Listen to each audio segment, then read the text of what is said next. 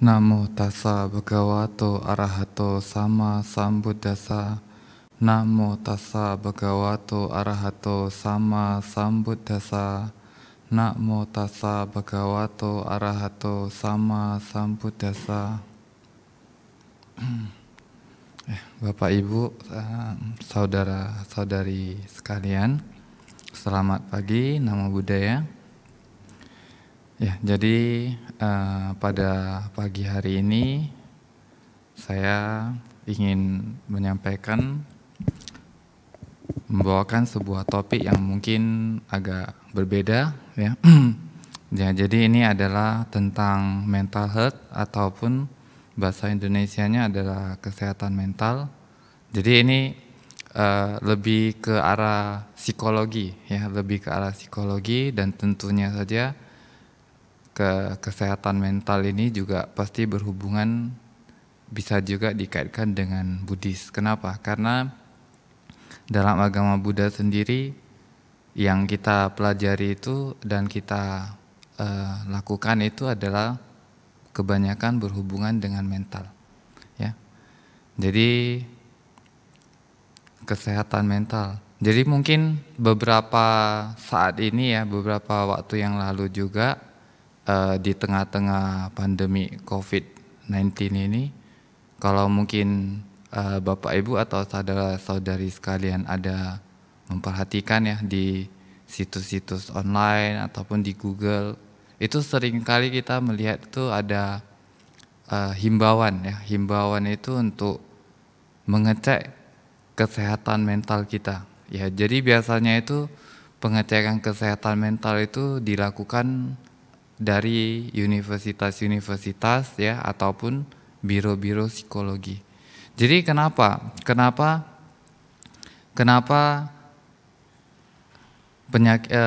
kesehatan mental itu sangat penting dalam pandemi ini dan kenapa menjadi perhatian? Ya, jadi tentunya saja kesehatan mental itu sama juga dengan kesehatan fisik. Ya, jadi kalau misalnya contoh ketika kita merasa mengalami sakit, ya, seperti flu, batuk, ataupun mungkin penyakit keras, maka kita tidak akan bisa berfungsi dengan normal. Dan juga begitu juga dengan kesehatan mental. Ketika mental kita tidak terjaga ataupun terganggu, itu bisa menyebabkan fungsi-fungsi dari kehidupan kita itu terganggu. Ya, terutama kalau yang lebih parahnya itu bisa saja terjadi yang namanya gangguan mental. Ya, jadi mungkin nanti akan sedikit memberikan definisi apa itu yang tentang kesehatan mental, karena selama ini mungkin apa yang kita tahu tentang kesehatan mental itu pasti berhubungan dengan gangguan jiwa. Ya, jadi sebetulnya itu tidak salah juga, karena secara klinis itu definisi mental health itu adalah terhindarnya seseorang dari simptom-simptom neurosis dan psikosis. Jadi neurosis dan psikosis ini adalah sesuatu gangguan mental yang berhubungan dengan pola pikir dan pola kebiasaan kita. Namun apabila kita jabarkan secara luas, jadi mental health itu adalah pengetahuan dan perbuatan yang bertujuan untuk mengembangkan dan memanfaatkan segala kapasitas, kreativitas, energi, dan dorongan yang ada semaksimal mungkin sehingga terciptanya kebahagiaan diri dan terhindarnya dari gangguan atau penyakit mental. Dan untuk kesehatan mental sendiri itu sebetulnya adalah merupakan sebuah garis kontinum. Garis kontinum itu maksudnya seperti ini. Jadi kita bayangkan ada sebuah garis, ya, di mana ada titik nol di tengah-tengah, ya, atau kita katakan itu equilibrium, dan di sebelah kirinya itu adalah minus, di sebelah kanannya itu adalah positif. Jadi kesehatan mental seseorang itu diukur berdasarkan garis kontinum tersebut, dan itu bukan sesuatu yang konstan ataupun yang tetap. Jadi seseorang itu bisa saja pada suatu saat itu memiliki kesehatan mental yang baik, dan ada kalanya itu memiliki kesehatan mental yang buruk. Ya, jadi ketika seseorang mencapai namanya equilibrium ataupun di tengah-tengahnya, maka orang tersebut itu tidak akan goncang jiwanya. Maksudnya adalah dia orang ini lebih stabil secara emosi dan juga dia mendapatkan kepuasan dalam memenuhi kesehatan jasmani, rohani dan sosialnya. Ya, jadi secara garis besar kesehatan mental ini sebetulnya berhubungan dengan kondisi psikis kita, atau kondisi mental kita. Ya, karena seperti contohnya ketika pada masa-masa pandemi corona ini ya, ataupun COVID-19 ini, mungkin saja banyak orang atau banyak orang di dunia ini merasa ada sesuatu yang berbeda ya, ada mungkin karena lockdown sehingga mereka itu setiap hari hanya berada di rumah dan mungkin juga akan terganggu misalnya pendapatannya, kehidupan sosialnya ya, karena tidak bisa bersosialisasi dan tidak bisa bekerja dengan normal. Ya, jadi hal inilah yang menyebabkan kenapa para ahli ataupun para di universitas atau biro-biro psikologi mengadakan namanya tes mental. Ya, jadi seperti yang Bante jelaskan tadi, ketika seseorang itu mentalnya terganggu, maka dia tidak akan bisa dapat berfungsi dengan normal. Berfungsi dengan normal di sini maksudnya adalah ketika seseorang itu tidak bisa melaksanakan fungsi sehari-hari. Contoh, mereka itu tidak bisa melakukan pekerjaan, tidak bisa membangun sebuah hubungan yang sosial yang baik. Ya, jadi selanjutnya adalah mungkin Bante akan memberikan beberapa kriteria tentang kesehatan mental. Ya, ini menurut seorang ahli yang bernama Snedders ya, dalam bukunya Personality, Dynamic and Mental Health. Bukunya adalah tahun 1965. Ya, di sini sebetulnya poin-poinnya yang Bante cuma singkat beberapa saja, dan sebetulnya itu mungkin ada hampir 10 ya. Cuma Bante di sini hanya menyingkat sekitar 6 saja. Ya, jadi yang pertama itu kriteria seseorang yang memiliki kesehatan mental yang baik itu adalah memiliki pengendalian dan integrasi pikiran serta tingkah laku. Ya, jadi di sini maksudnya adalah seseorang itu mampu memiliki pengendalian diri atas tindakan dan dorongan-dorongan di dalam dirinya seperti nafsu, emosi dan ide-ide. Ya, di sini ini kita bisa menjelaskan ya. Yang pertama itu adalah pengendalian diri kita itu tentang nafsu.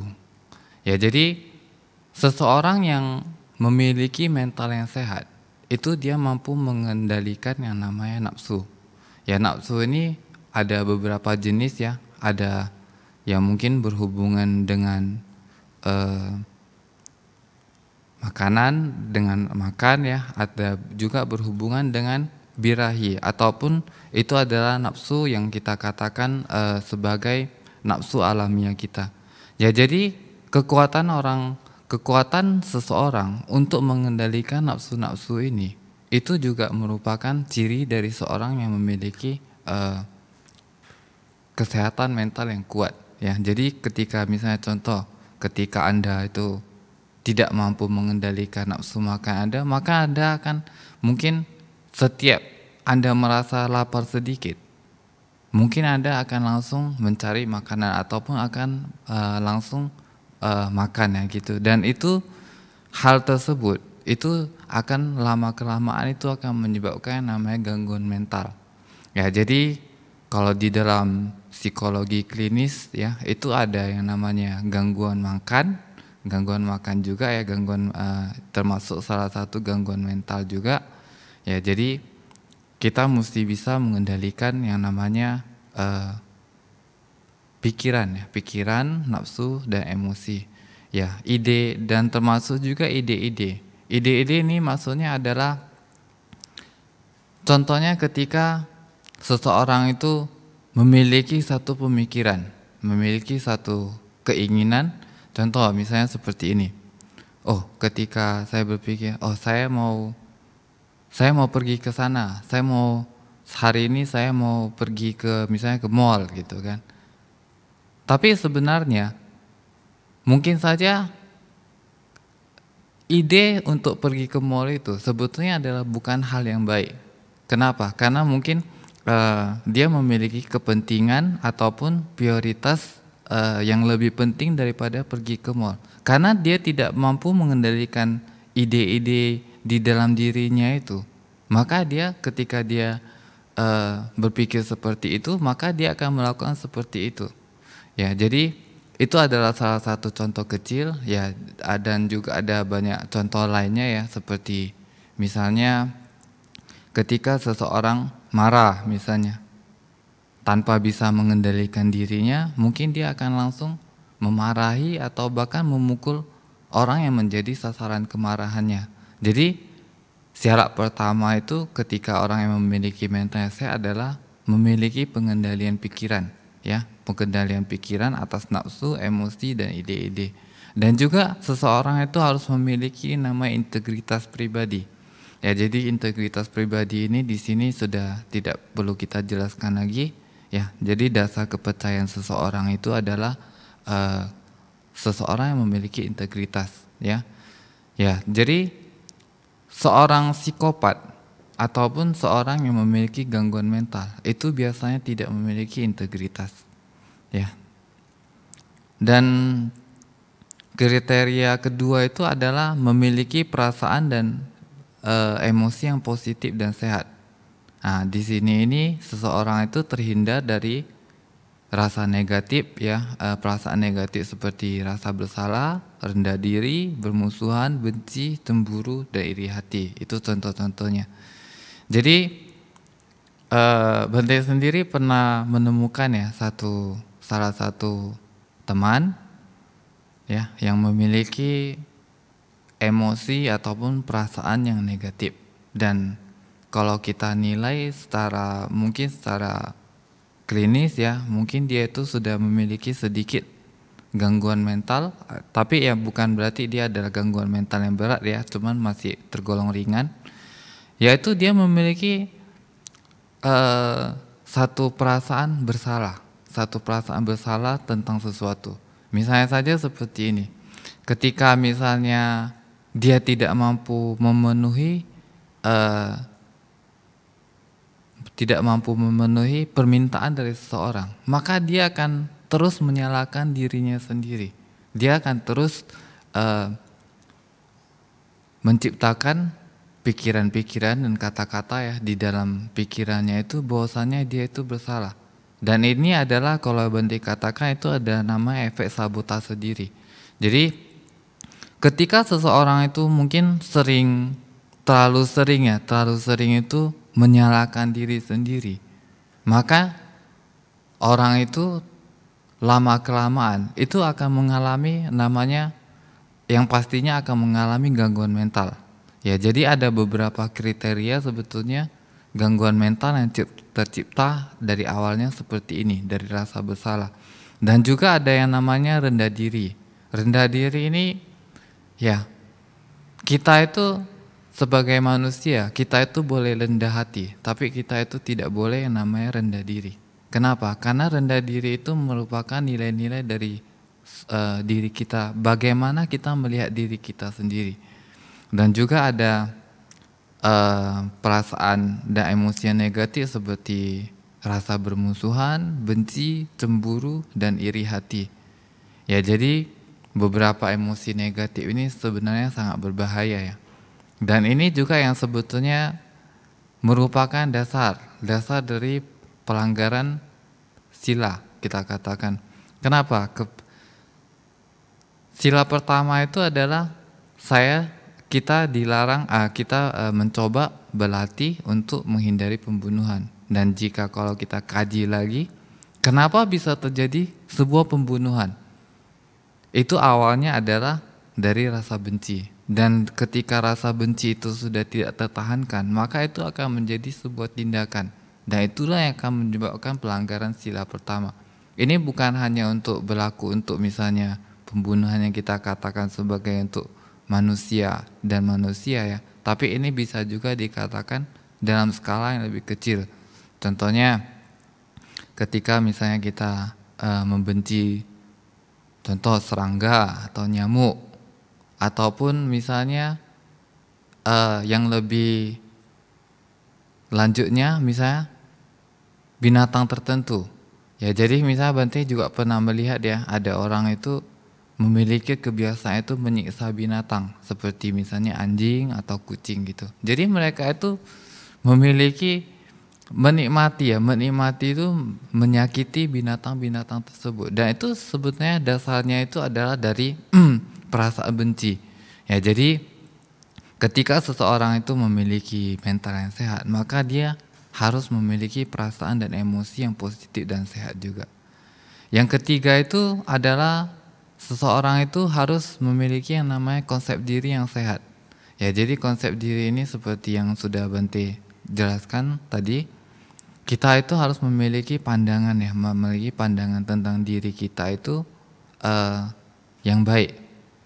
Antara lain adalah kita harus tuh mengetahui apa yang kita inginkan di dalam hidup ini. Jadi seseorang itu yang tidak memiliki tujuan dalam hidup, itu akan gampang sekali yang namanya kehilangan arah ya. Tidak tahu apa yang dituju di dalam hidup ini, tidak tahu apa yang harus dilakukan, dan tidak tahu apa yang harus dikejar. Jadi orang seperti ini ya bisa kita bilang hampa ya. Dan orang yang memiliki konsep diri yang sehat ini juga memiliki rasa percaya diri. Dan sebuah konsep diri yang terganggu itu akan menyebabkan mengganggu hubungan diri dengan kenyataan. Yang selanjutnya adalah memiliki hubungan yang adekuat dengan kenyataan. Nah, jadi ini sangat menarik sekali ya sebetulnya. Hubungan adekuat dengan kenyataan itu adalah memiliki persepsi tentang realita yang baik. Ya, jadi contoh seperti ini. Ini biasa terjadi mungkin pada Bante juga dulu ya, ketika awal-awal Bante belajar agama Buddha, ketika ikut retreat ya. Jadi ini tidak Bante katakan semua orang ya, tapi ada sebagian, dan Bante juga bisa mengatakan karena Bante mendengar sendiri dari teman-teman juga ya tentang seperti ini. Jadi contohnya seperti ini, para meditator itu pada awalnya belajar meditasi itu tujuannya adalah untuk apa? Bukan untuk ketenangan, bukan untuk untuk melatih konsentrasi, tapi awalnya itu adalah untuk mencari yang namanya kekuatan-kekuatan supranatural. Ya, jadi ini juga sebetulnya lucu sekali ya kalau Bante rasa ketika kita belum memahami tentang agama Buddha yang sebenarnya itu apa tujuan dari meditasi, apa yang kita baca, misalnya contoh ketika kita membaca buku-buku meditasi, maka kita akan mendapatkan informasi-informasi contohnya tentang misalnya jhana, tentang kesaktian-kesaktian. Jadi tujuan orang ini ketika melakukan meditasi itu adalah mencari kekuatan supranatural. Ya, jadi ini yang Bante namakan adalah tidak memiliki hubungan yang adekuat dengan kenyataan. Dan juga di sini juga berlaku untuk delusi ya, kok Bante katakan, atau halusinasi. Jadi contohnya seperti ini. Ketika seseorang itu memiliki delusi atau halusinasi, maka dia itu mempersepsikan realita itu berbeda dengan orang lain. Contoh seperti ini, mungkin ketika ada orang hanya melirik dia itu merasa bahwasannya orang itu menyinggung dia. Dan ini artinya dia tidak memiliki persepsi tentang realita yang baik. Dan yang selanjutnya adalah yang ini adalah dapat berfungsi normal dalam kehidupan sosial ya. Ini sudah Bante jelaskan. Dan yang terakhir adalah memiliki ketenangan dan kedamaian pikiran. Dan ini adalah merupakan kombinasi hasil dari kriteria-kriteria sebelumnya. Ya, jadi seseorang itu memiliki ketenangan dan kedamaian pikiran itu adalah orang yang bermental sehat. Artinya orang yang tidak memiliki gangguan mental dan mampu memenuhi kebutuhan-kebutuhan hidupnya ya, baik secara fisik, sosial ataupun spiritual. Ya jadi ketika kita memiliki mental yang sehat, maka kita akan memiliki hidup ya yang lebih baik dan juga kondisi spiritual yang lebih baik. Jadi mungkin beberapa dari kriteria ini bisa kita coba renungkan kembali, apakah dari kriteria-kriteria ini apakah kita memiliki semuanya ataupun kita memiliki kekurangan salah satunya. Ya, jadi ketika Anda sudah mengetahui, maka Anda harus mencoba memperbaiki. Ya, jadi ketika kita menjadi seorang manusia ataupun kita menjalani kehidupan sosial kita dan kehidupan sehari-hari, maka kesehatan mental itu adalah sangat penting dan sangat kita butuhkan. Ya, mungkin hanya sampai di sini saja yang Bante sampaikan. Selamat siang, Namo Buddhaya.